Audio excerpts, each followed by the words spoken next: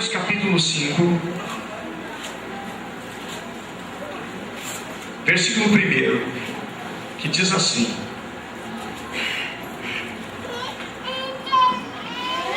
eles atravessaram o mar e foram para a região dos Gerazenos. Quando Jesus desembarcou, um homem com um espírito imundo veio dos sepulcros ao seu encontro. Esse homem vivia nos sepulcros e ninguém conseguia prendê-lo, nem mesmo com correntes. Muitas vezes lhe haviam sido acorrentados pés e mãos, mas ele arrebentara as correntes e quebrava os ferros dos seus pés. Ninguém era suficientemente forte para dominá-lo. Noite e dia ele andava gritando, cortando-se com pedras entre os sepulcros e nas colinas. Quando ele viu Jesus de longe, correu e prostrou-se diante dele e gritou em alta voz: que queres comigo, Jesus, Filho de Deus Altíssimo? Rogo-te por Deus que não me atormentes. Pois Jesus lhe tinha dito: saia deste homem, espírito imundo. Então Jesus lhe perguntou: qual é o teu nome? Meu nome é Legião, respondeu ele, porque somos muitos. E implorava Jesus com insistência que não os mandasse sair daquela região. Uma grande manada de porcos estava pastando numa colina próxima. Os demônios imploraram a Jesus: manda-nos para os porcos, para que entremos nele. E ele lhes deu permissão, e os espíritos imundos saíram e entraram nos porcos. A manada, que cerca de 2.000 porcos, atirou-se precipício abaixo em direção ao mar, e nele se afogou. Verso 14. Os que cuidavam dos porcos fugiram e contaram esses fatos na cidade e nos campos, e o povo foi ver o que havia acontecido. Quando se aproximaram de Jesus, viram ali um homem que fora possesso de legião de demônios, assentado, vestido em perfeito juízo, e ficaram com medo. Os que estavam presentes contaram ao povo o que acontecera ao endemoniado, e falaram também sobre os porcos. Então o povo começou a suplicar a Jesus que saísse do território deles. Quando Jesus estava entrando no barco, o homem que estivera endemoniado suplicava-lhe que deixasse ir com ele. Jesus não permitiu, mas disse: vá para casa, para a sua família, e anuncia-lhes quanto o Senhor fez por você e como teve misericórdia de você. Então aquele homem se foi e começou a anunciar em Decápolis o quanto Jesus tinha feito por ele. Todos ficaram admirados. Vamos orar uma palavra de oração. Senhor nosso Deus e nosso Pai, nós bendizemos pela Tua palavra que edifica, que constrói, a Tua palavra também que destrói, Senhor Jesus, tudo que é mal, tudo que é ruim. É Tu, meu Deus, que remove, retira tudo aquilo que não é bom, tudo aquilo que é mal nas nossas vidas. E é o Senhor que dá vida, pois Tu vieste, Senhor, para dar vida e vida em abundância.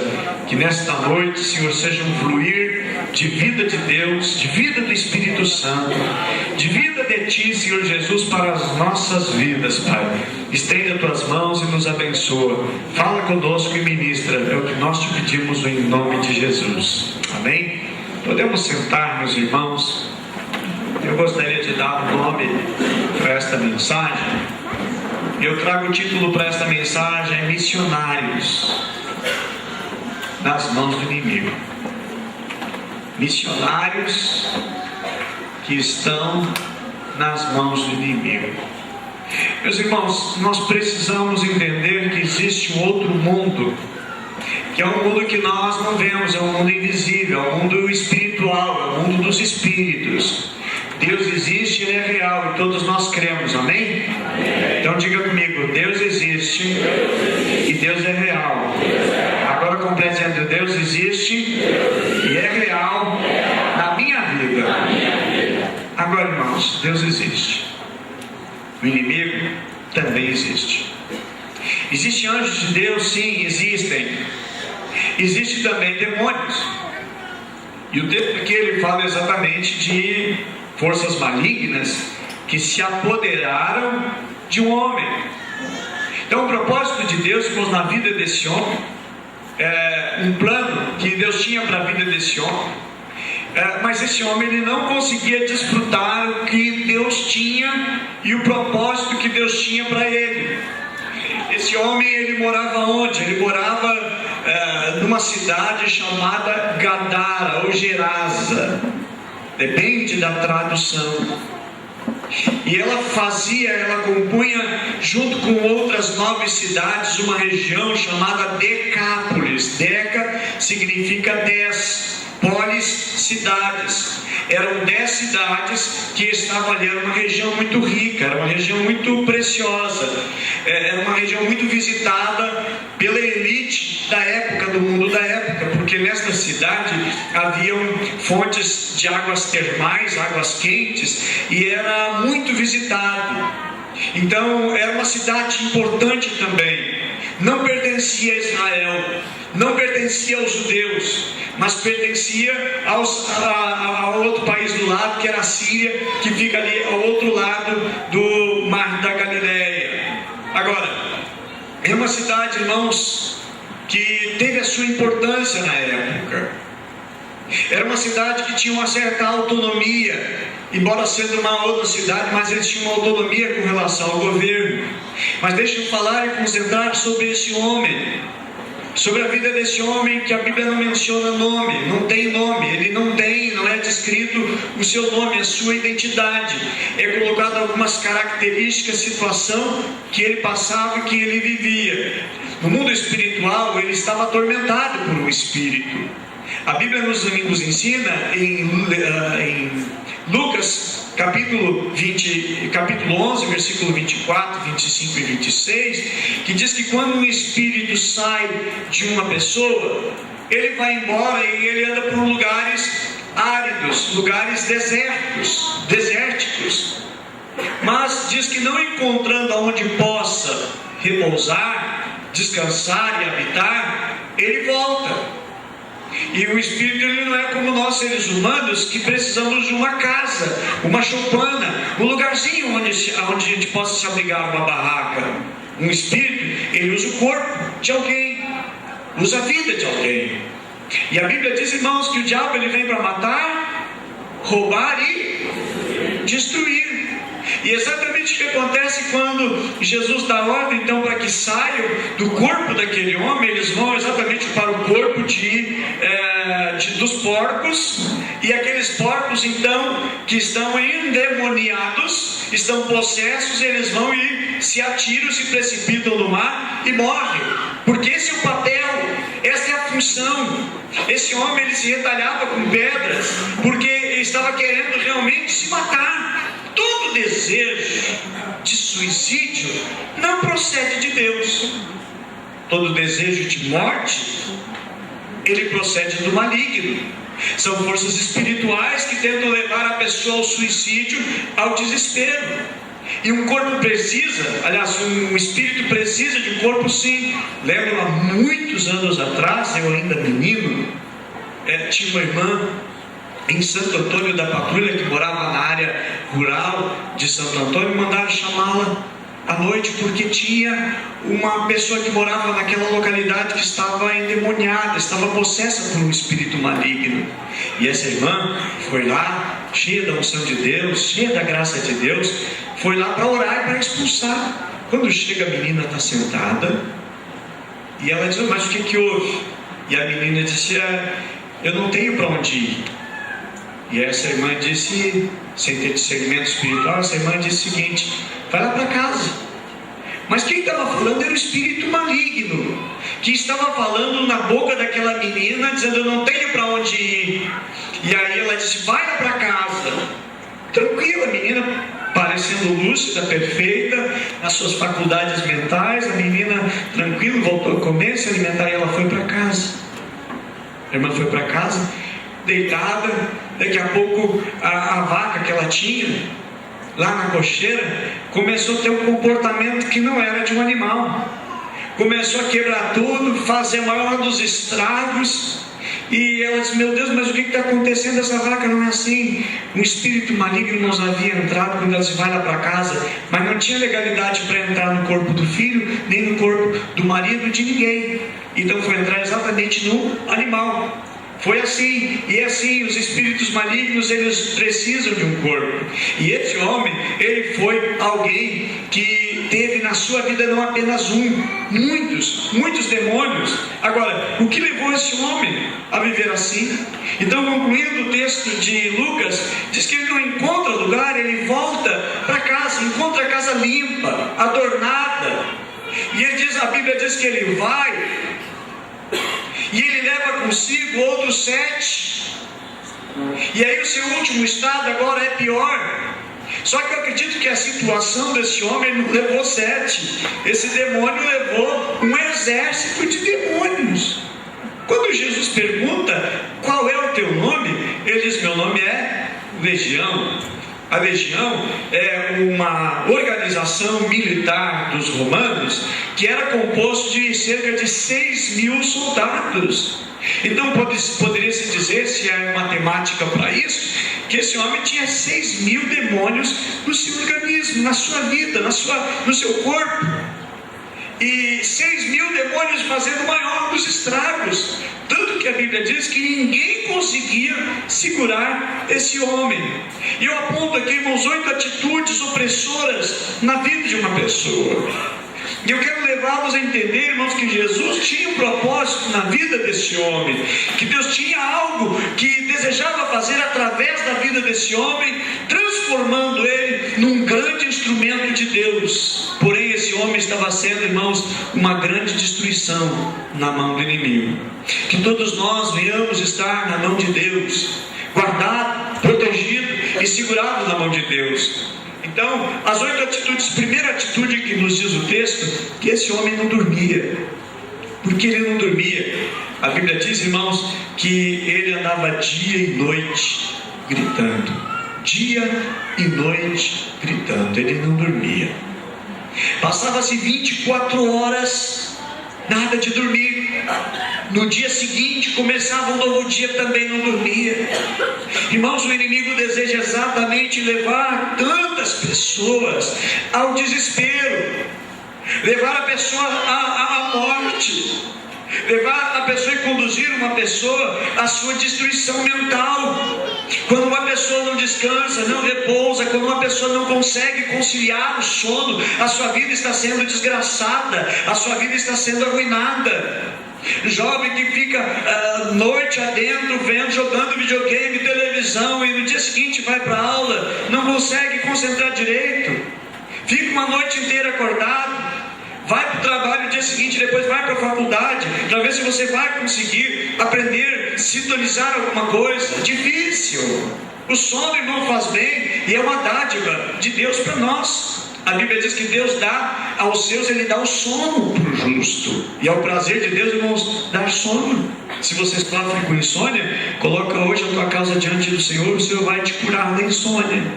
Deus deseja libertar. Deus deseja que venhamos ter sono, e sono bom e perfeito. A Bíblia diz: em paz me deito, logo pego no sono, porque só do Senhor me faz repousar seguro.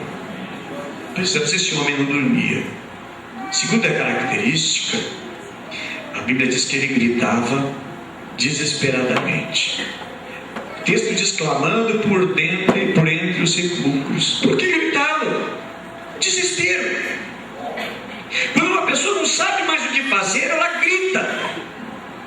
O desespero toma conta e ela não sabe como fazer e como realizar. Esse homem anda gritando, e a Bíblia diz, irmãos, que ele gritava desesperadamente, clamando entre os sepulcros. Embora sendo um espírito que está estava lhe atormentando, mas ele gritava, ele gemia, ele desesperadamente, ele gritava. A situação que estava vivendo não era boa.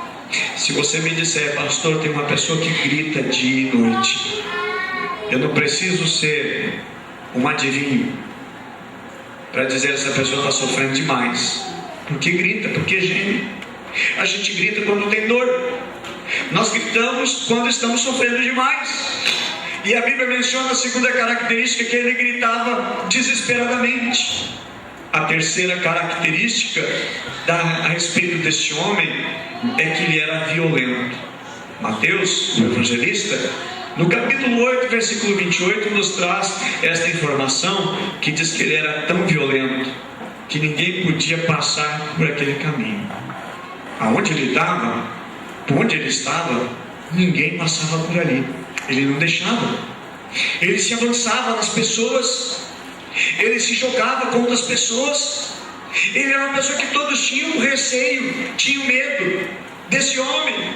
Ele era demais de violento, ninguém podia passar por aquele caminho. Também ele era tão violento, aqui no versículo 3 do capítulo 5 de Marcos, nos informa o texto aqui, nos diz que esse homem, certo? Esse homem, ninguém conseguia prendê-lo. Diz, esse homem vivia nos sepulcros, ninguém conseguia prendê-lo. E diz assim, nem mesmo com corrente, pois muitas vezes lhe haviam sido acorrentados os pés e as mãos, mas ele arrebentava todas as correntes. Não tinha o que segurar esse homem. Botava na cadeia, arrebentava. Amarrava com corrente, ele despedaçava a corrente.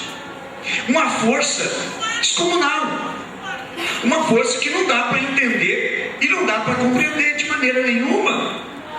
Muitos casos de libertação a qual nós agimos, tivemos que agir, que 7 homens não seguravam uma pessoa. No seminário, quando eu estava em Porto Alegre, ministrando com uma senhora, tive que chamar os seminaristas, 6 seminaristas, não conseguiam segurar uma mulher que estava possessa de um espírito maligno. Ou seja, ninguém podia com a vida. Quantas vezes uma mãe diz, olha, ninguém pode com a vida desse meu filho. Problemas de oração, libertação. Quando a gente acha que ninguém pode com a vida dessa pessoa, parece que não tem mudança, não tem forma, não tem jeito. Porém, irmãos, eu quero dizer que Jesus, que libertou esse homem, liberta qualquer pessoa da face da terra. Esse é o pior tipo de ser humano que poderia ser encontrado e registrado, não somente na Bíblia, mas em qualquer outra literatura que escreva coisas reais. Esse homem era impossível de dominar, era impossível de segurar. Nem o ferro conseguia segurar, nem corrente mais grossa, nem corrente com elo mais forte, com a bitola mais forte podia segurar esse homem. Ele era muito violento, a sua força era descomunal. Quarta característica desse homem, ele cortava-se com pedras pontiagudas. Não eram pedras roliças, redondas, mas eram pedras afiadas. E ele pegava essas pedras e se cortava. Porque alguém vai se destruir, se não por uma força maligna.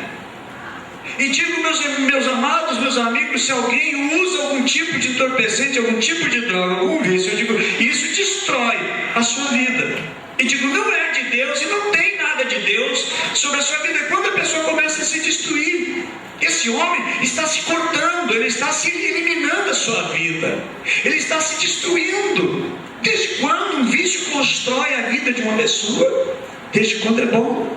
Em área nenhuma, na saúde não é boa, na vida financeira não é boa, nos relacionamentos não é bom. A Bíblia menciona, irmãos, que esse homem estava se matando.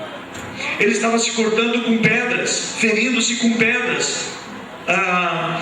Falta de vontade de viver, ferindo-se com pedras. Pessoas, às vezes, meus irmãos, elas são feridas pelos outros. Eu acredito que eu falo aqui nesta noite para muitos que já foram feridos por outras pessoas, mas tem aquelas que ferem a si próprio. São aquelas pessoas que vivem se ferindo fere a si mesmo, às vezes entendendo tudo errado na conversa, não entendendo que a outra pessoa disse, já se magoa tão facilmente, já se dói, e já começa a levar para outro lado o assunto, a conversa.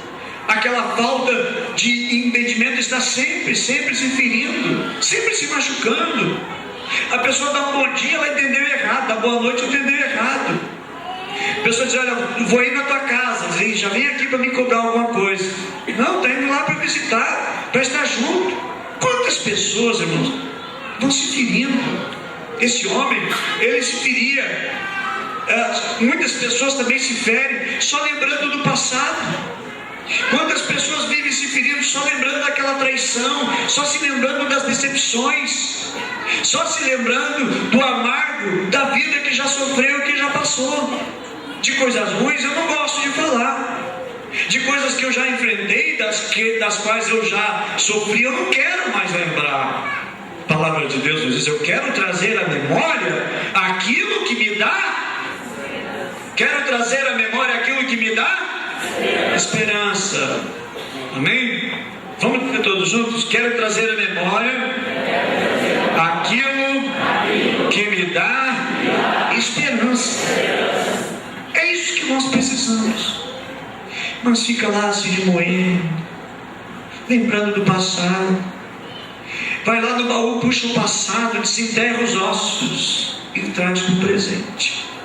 E eu pergunto, o que constrói? O que ajuda?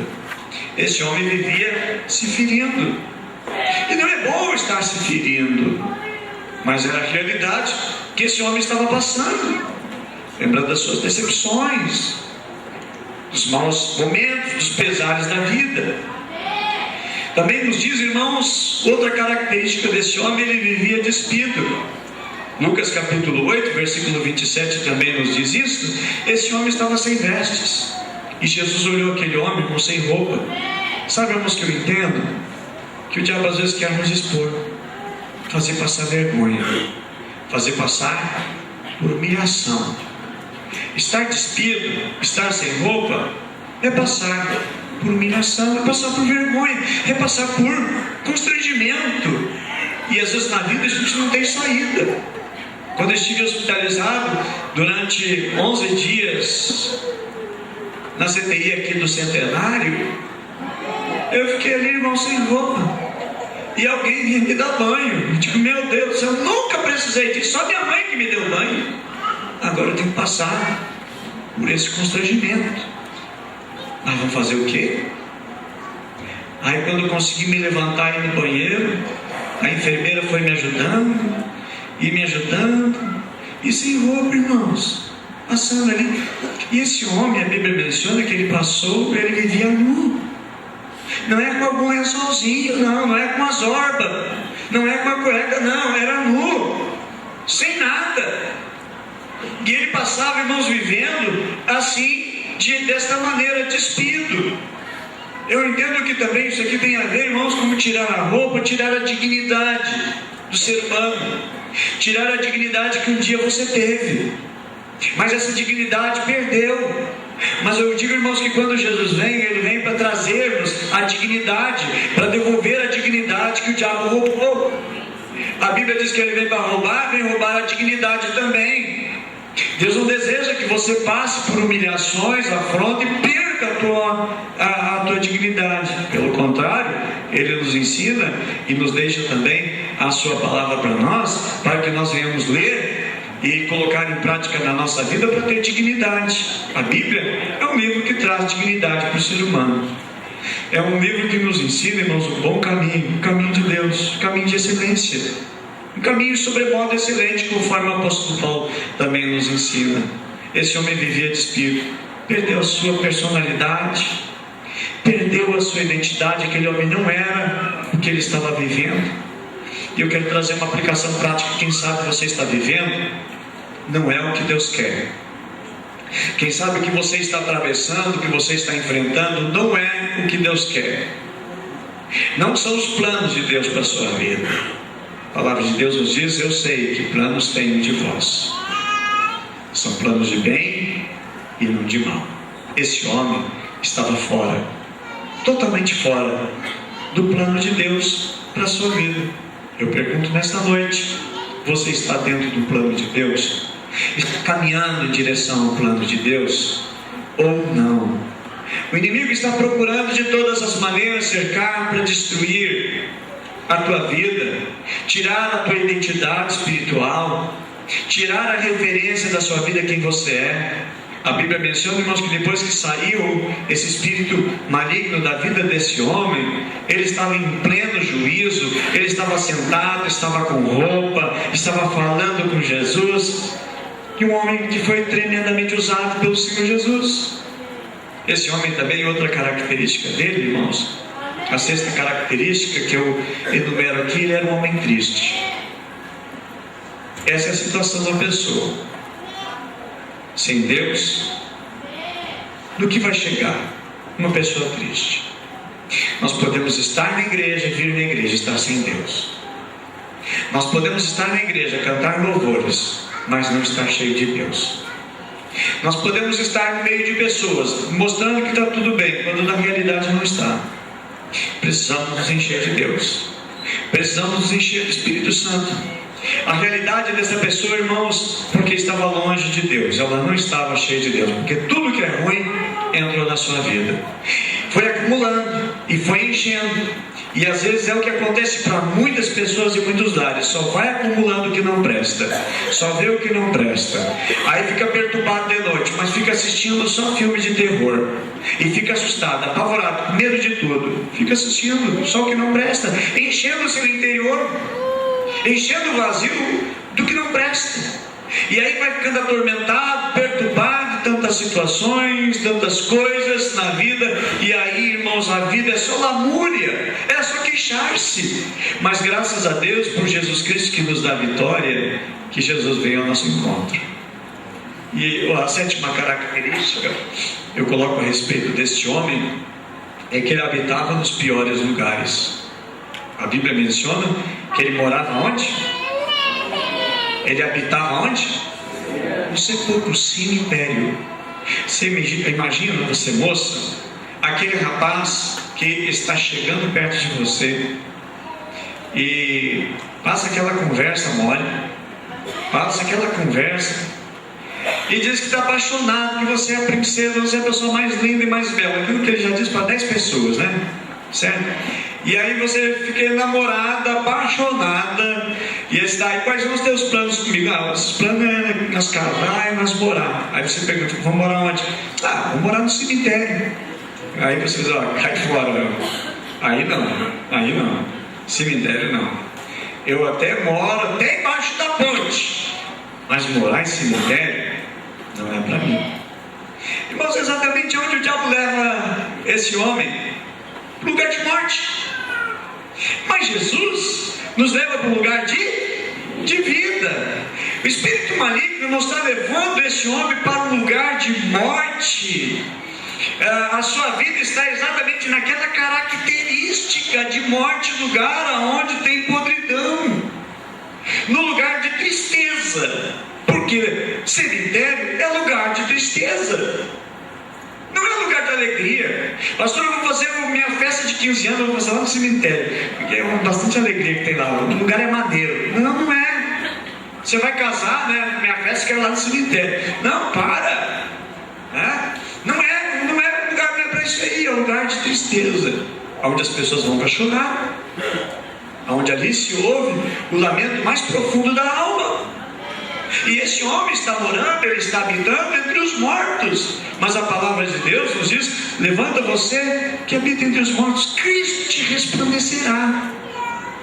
Ele habitava nesses lugares, irmãos. Cemitério é um lugar de se isolar, é um lugar também de ficar independente. Morava nos sepulcros. Havia uma crença antiga que os cemitérios eram lugares esconderijos de demônios. Era uma crença que eles tinham, né? Mas um fato muito comum é que algumas pessoas endemoniadas, irmãos, inclusive comem até mesmo carne de defunto, e através de pactos que são feitos com demônios. E esse homem está habitando exatamente aonde? No cemitério, nos sepulcros. E o diabo, irmãos, não vai tirar você. Eu quero dizer que o diabo não quer tirar você da igreja. O diabo quer investir em alguém para tirar você da igreja. Eu acredito que o diabo deve estar muito ocupado com os grandes poderes mundiais, com os grandes governantes, os grandes líderes do mundo. Então ele manda alguém para se associar a você, chegar perto de você e tirar você dos caminhos de Deus e das coisas de Deus. Esse homem, irmão, está habitando entre mortos. Então o diabo vai usar alguém às vezes para esfriar a sua fé, botando um tipo de companhia, de relacionamento que não vai somar na sua vida, que vai te levar para o lugar de morte.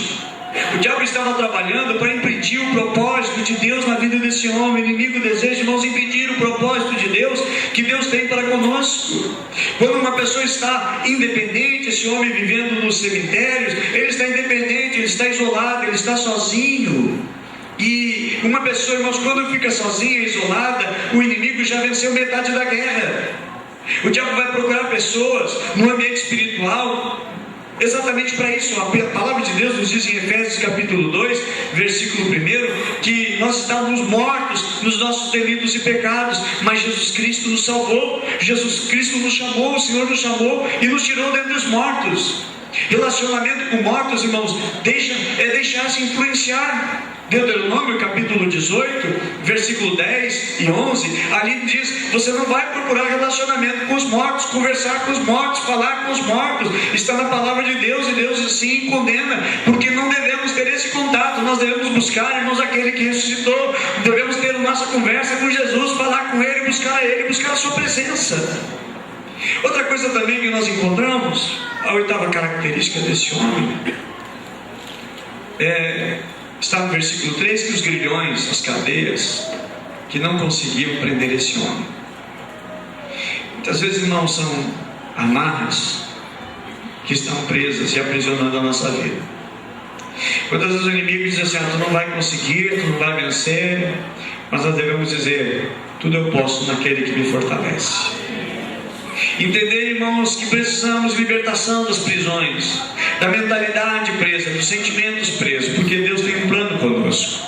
Agora, quando Jesus, irmãos, não é o centro da nossa vida, tudo pode influenciar-nos. Quando Jesus não é o centro da nossa vida, qualquer coisa pode nos influenciar. Quando Ele não está no centro da nossa vida, qualquer coisa pode estar nos influenciando. Agora, Jesus está buscando, irmãos, um grande talento. O texto que fala aqui, o contexto aqui, Jesus está vindo de uma tempestade no meio do mar da Galileia. Jesus acalma essa tempestade quando se levantou um forte vento, um forte vendaval. E Jesus depois conduz eles, irmãos, exatamente para o outro lado, para a terra dos Gadarenos.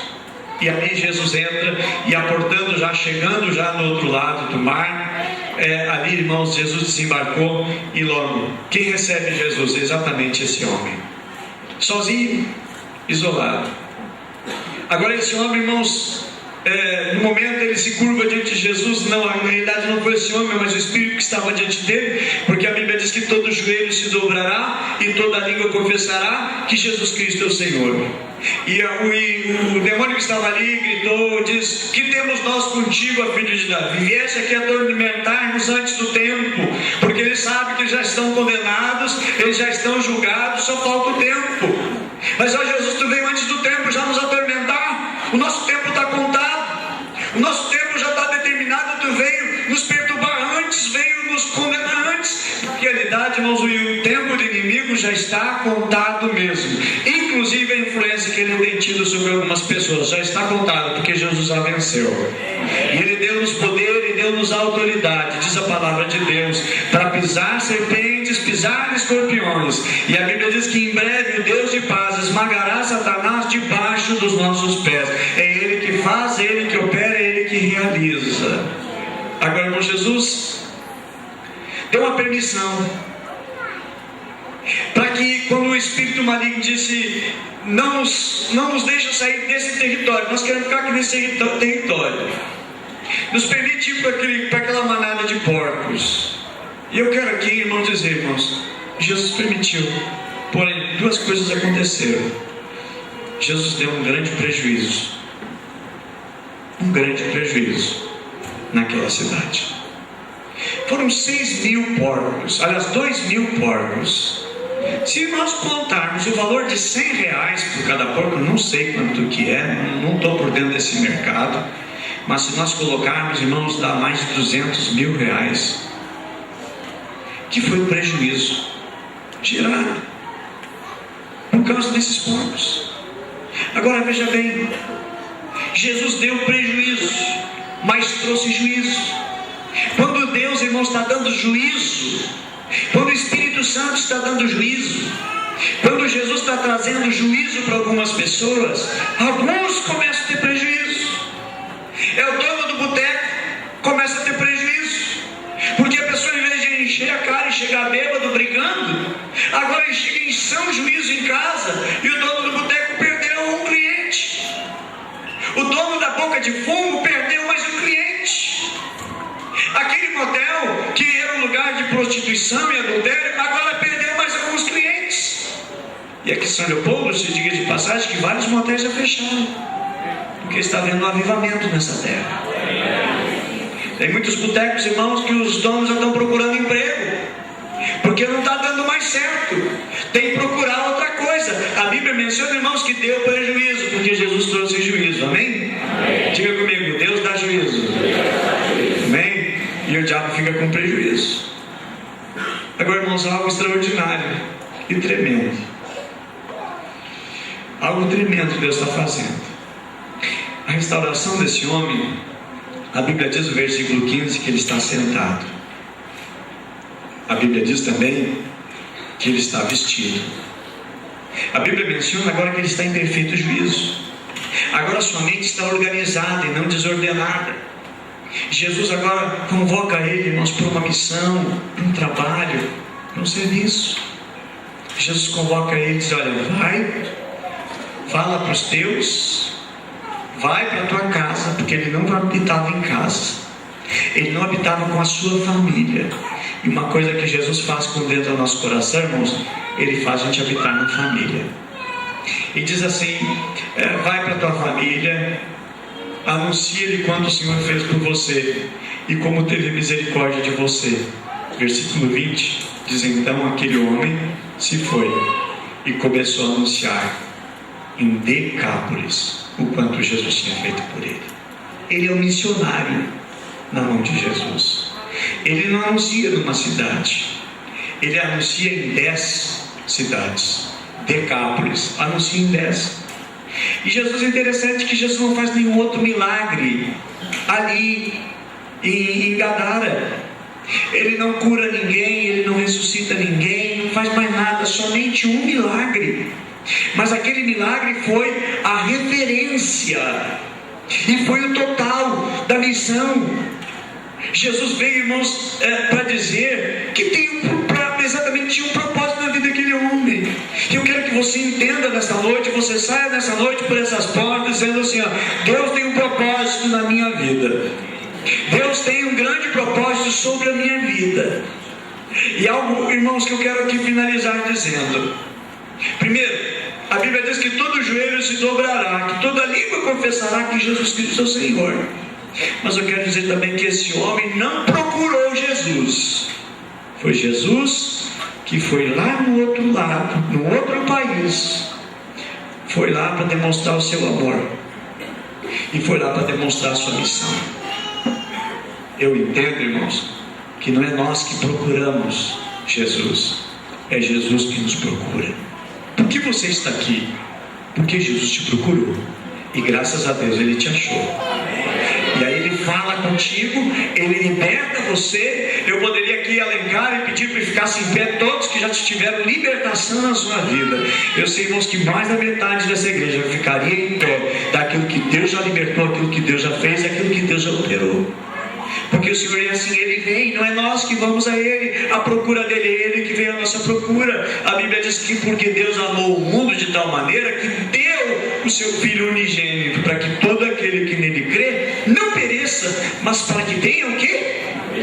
A vida eterna. É Jesus que veio, foi Jesus que foi em Gadara, não foi endemoniado que foi à procura, a carta de Jesus, em tentar encontrar Jesus onde Ele está. Agora, irmãos, até o demônio se humilhou e caiu de joelhos. Parece que se cumpre a palavra de Deus, que todo joelho se dobrará. Agora, irmãos, ele não ficou na mão do inimigo. Jesus venceu. Jesus deu plena vitória.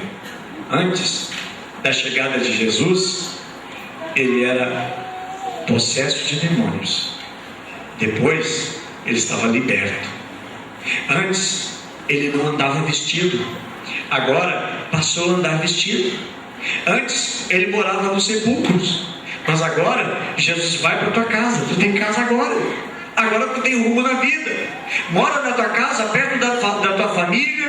Fica agora perto dos vivos. Não fica mais perto dos mortos. É a mudança, é a metamorfose que Jesus faz em nós. Antes, ele era arrebatado por espíritos para o deserto e lugares desabitados. Mas agora, ele está pregando, testemunhando nas cidades, em toda uma região, se tornando missionário.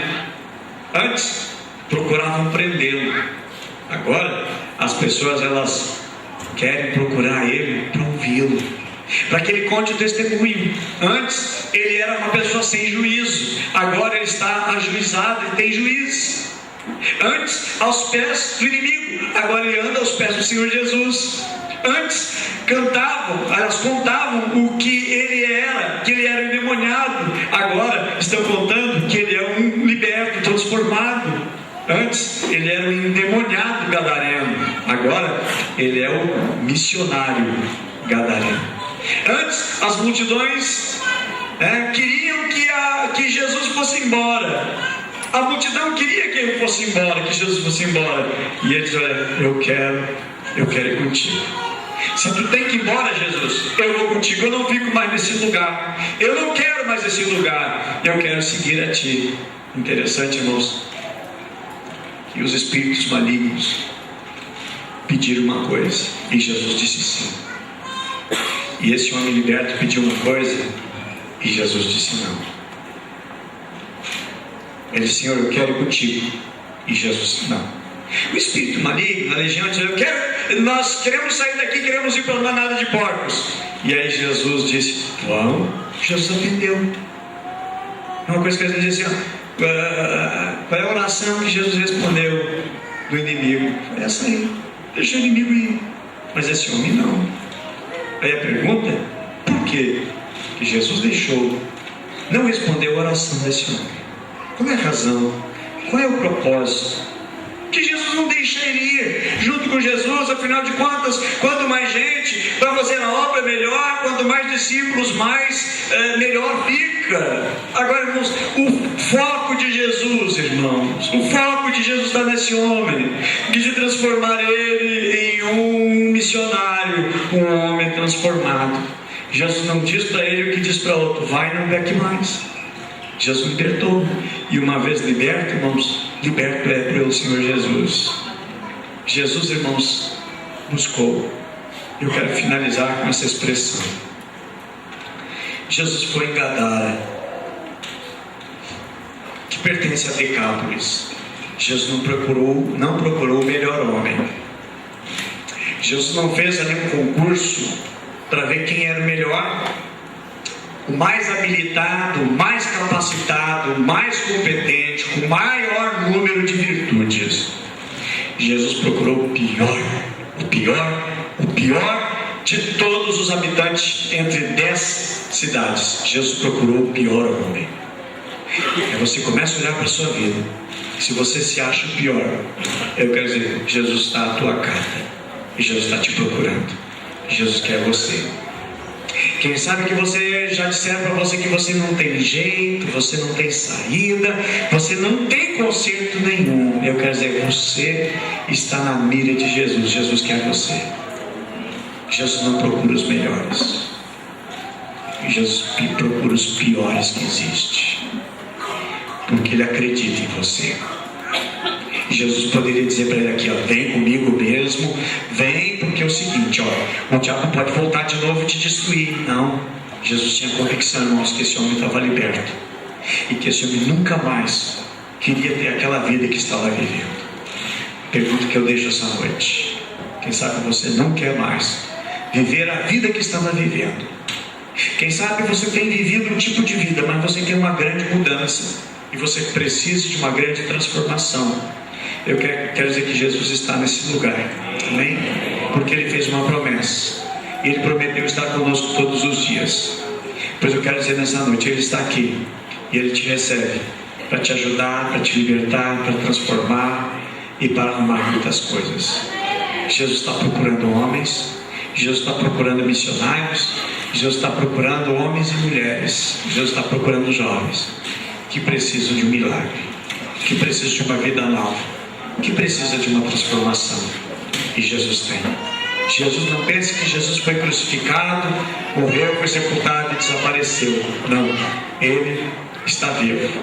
E Ele está vivo e não estão vivos, porque Ele está presente nesse lugar. Por isso que nós não trocamos no domingo à noite por nenhum outro lugar, a não ser estar na casa do Senhor, buscando mais dEle, desejando mais dEle. Amém? Vamos ficar em pé para nós orarmos a Deus.